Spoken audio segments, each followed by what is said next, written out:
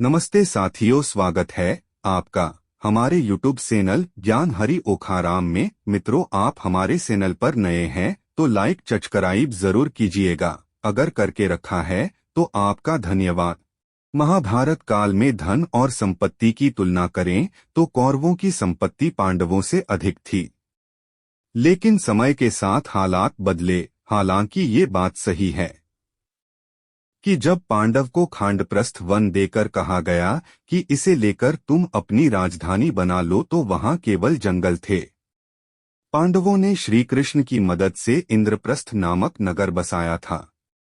इंद्रप्रस्थ का शाब्दिक अर्थ है इंद्र का मैदान या इंद्र का शहर। इस नगरी को महान वास्तुकार विश्वकर्मा ने डिजाइन किया और बनाया था। इसे बनवाने के दौरान पांडवों के पास जितना भी धन था वो खत्म हो गया। जब कृष्ण ने युधिष्ठिर और पांडवों से कहा कि अब राजसूय यज्ञ कराना चाहिए, तो युधिष्ठिर ने लाचारी जाहिर करते हुए कहा कि अब उनके पास इतना धन नहीं है कि इस बेहद खर्चीले काम को कर सकें। तब कृष्ण ने उन्हें एक खजाने के बारे में बताया जिसने पांडवों की किस्मत बदली।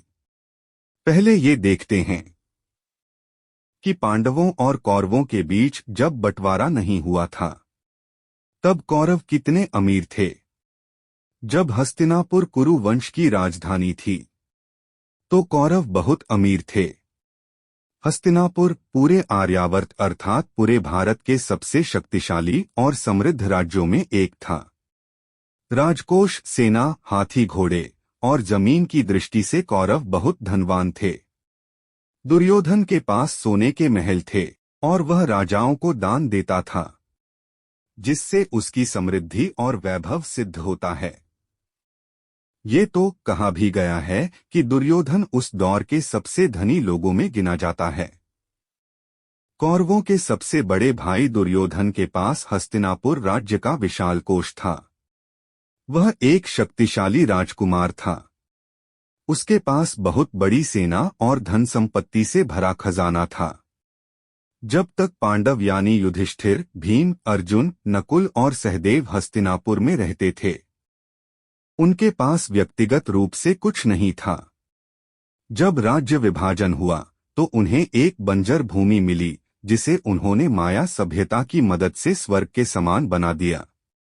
इसमें कृष्ण और मय दानव ने भी सहायता की। इसके बाद ही युधिष्ठिर और पांडवों की संपत्ति तेजी से बढ़ी। इंद्रप्रस्थ को राजधानी बनाने के बाद जब पांडवों के पास खजाना खाली हो गया, ऐसे में उन्हें किस राजा का छिपा हुआ खजाना मिला जिसने उन्हें अमीर बना दिया। ये कथा भी दिलचस्प है। जब युधिष्ठिर राजसूय यज्ञ कराना चाहते थे तब उनके पास पर्याप्त धन नहीं था। इस समस्या का समाधान भगवान श्री कृष्ण ने किया। उन्होंने युधिष्ठिर को मरुतों का खजाना हासिल करने की सलाह दी। यह खजाना प्राचीन काल में राजा मरुत का था। राजा मरुत तो स्वर्गवासी हो गए, लेकिन खजाना धरती पर ही रह गया। यह खजाना हिमालय की गुफाओं में छिपा था। ना तो इसके बारे में किसी को मालूम था और ना ही कोई इसको पा सका था। तब कृष्ण ने न केवल इसके बारे में बताया, बल्कि ये भी बताया कि ये कहाँ और कैसे मिलेगा। इस खजाने को लाने के लिए भीम को भेजा गया। उन्होंने इसे खोज निकाला। इसने पांडवों को बहुत अमीर बना दिया। लेकिन इसके बाद दुर्योधन ने छल से जुए में पांडवों को हराया। उनकी पूरी संपत्ति, राज्य, धन, सेना को अपने कब्जे में कर लिया। इस समय कौरवों के पास फिर सबसे ज्यादा धन संपत्ति हो गई। पांडवों के पास कुछ भी नहीं बचा। वो वनवास में चले गए। वनवास के दौरान पांडवों ने अपने संपर्क कई राजाओं से बेहतर किए। जब महाभारत का युद्ध हुआ तो वो अपने गठजोड़ के कारण ताकतवर हो चुके थे। महाभारत युद्ध में कौरवों की संपत्ति, सेना और राज्य सभी का विनाश हो गया। युद्ध के बाद युधिष्ठिर राजा बने।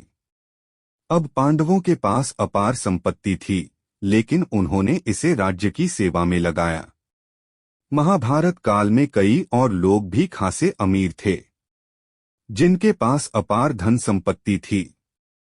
वो आर्थिक रूप से बहुत संपन्न थे।